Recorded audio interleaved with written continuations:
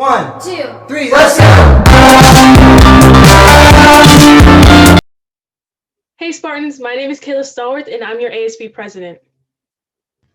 Hi Spartans, my name is Savannah and I'm the Commissioner of Director's Assistant.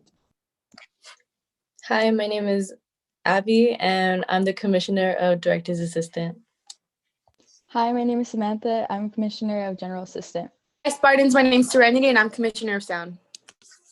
Hi Spartans, my name is Jaden and I'm Commissioner of Sound.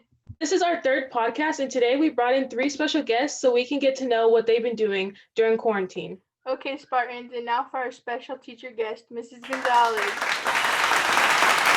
Mrs. Gonzalez, would you like to introduce yourself to us? Yes, I will. Hello, everyone. I'm Mrs. Gonzalez. I teach senior English. I have 5 classes of senior English this year, and I am also the link crew coordinator with my co-coordinator, Mr. Gomez. So how have you as a teacher managed stress during distance learning? Because I know a lot of the time it can get stressful, especially since everything's online and it's like a new concept to learn. Managing stress has been kind of like a practice, right? Because you have to find what works for you. So first I tried yelling at my kids and my family, and that wasn't working. So I had to find something else. So exercising works for me. I have to go outside, go for a walk. That really, really helps me. It just clears my mind from all the technology and just breathing a fresh of air, going for a walk, just looking at everything around us. I really enjoy exercising, whether it be walking or, doing a hard cardio workout. Exercise is my key. I also have a piano that I started. I got a little keyboard and I started playing chords. And so that has been very therapeutic for me. So I took on an extra hobby. And so that's what I've been doing to just, mental health and maintain every single day. So were you like at the beginning of quarantine, one of those people who made their family go on walks 5 times a day? Yes. You know what? I've always encouraged exercise. So in my family, exercise is a must. All my husband, myself, all of us, it is like a part of our living to take up some form of exercise, whether it a walk, jump rope, anything, but 1 hour a day is dedicated for our personal health. So that's always been important to me before quarantine, during, and after. It's just a lifestyle. Do you think that you've taken that whole fit lifestyle more serious now during quarantine?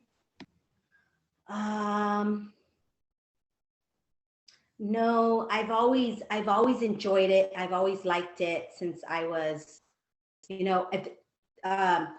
I was in elementary. My dad would come home from work and he would make us go running with him. So I've been running since the 2nd grade. I would run every single day with my dad, and we'd go run around the canal banks at least 3 miles a day. So fitness has always been, like I said, part of my lifestyle.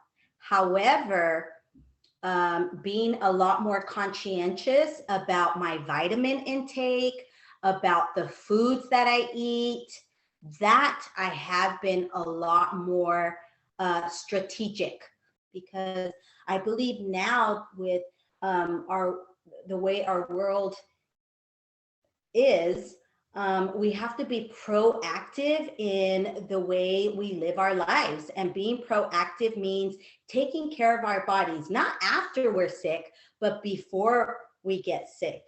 Yeah, I agree, because I feel like during quarantine, I really started viewing my body as a temple. So I started really viewing what I intake and all that. So that's what I was asking.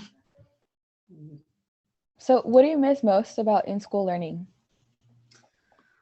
Oh my goodness. I really miss the student interaction. And I'm going to speak for a lot of teachers because I feel like I'm representing a lot of teachers. Most of us teachers, we miss that student interaction, whether it be a high five, hey, Miss G, what's up? I like giving hugs and hugging my students, especially those students who needed the hug. I think that's what hurt me the most in this distant learning is the fact that I know that there are students out there who need a hug once in a while, and I was willing to give that hug. I love, I love my students, and I can't do that in distant learning. And it makes it really difficult for me to make connections with my students when all I see are these round little dots on the cameras, right? So for all you students who are there and you turn your cameras on, it makes a world of a difference. It makes a world of a difference when I can see, when we can see your faces and say, give me a high five, and give yourself a hug for me. And it just makes it a little bit closer to the classroom the most, right? We want to maximize the time that we can. So to maximize that time, having your cameras on really helps. So to answer that question, that's what I miss. I miss building the relationships. Yes, teaching and handing out, doing all this, that's a bonus, but building relationships is what is really important to me in the classroom.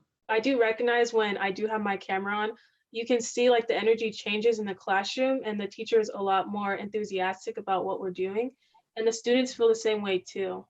It does. It's like we're talking to somebody, right? We're like, hey, Kayla, versus there's a, hi, Kayla. It's kind of like, hey, there's a face. And I like to sometimes like, okay, give me a thumbs up when you find it. And I see the thumbs up and turn on this, or, again, the interaction, like I tell the kids, is when you're fully invested, when you're fully engaged, that would be having your cameras on, because it's so easy to turn it off and like be like this, right? Like, she's not listening to me. Like, we can't see you. But if at least when the camera's on, you're like this, like, okay, I'll pretend and I'm listening.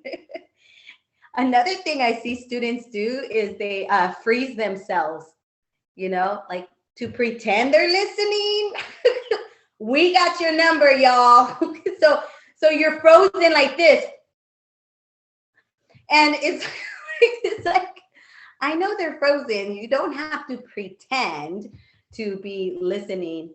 I think it has to be a mindset, right? We have to have a mindset and say, you know what? I'm going to turn my camera on for 40 minutes. I'm going to listen. I'm going to be engaged because this is my classroom. Some teachers are doing just twice a week or 3 times a week, just to give students a break. We understand 5 times a week can be a little overbearing. So some of us are doing 2 to 3 times a week, and we really appreciate all you students who do follow through and turn on your cameras, because it makes a difference for us. And we can we notice that the students who do turn on their cameras, they're totally invested, at least mentally. It appears to be that they're totally invested. Okay, so everything that is going on like in the world, if it was over tomorrow, what's the first thing you would want to do? Oh, that's a great question, Abigail. I probably want to attend like a church women's conference. I love to worship. I love to get together with women and just learn biblical studies and grow spiritually. So to attend a women's fellowship and conference, that would be awesome, especially because women need that revival right now, because let's be honest, women do a lot. We're working, we're taking care of the kids, yes, to you gentlemen, but let's again, be honest. Women are super women, right? We do it all. And so to have that conference would be amazing. Like just a little getaway from all of it, you know?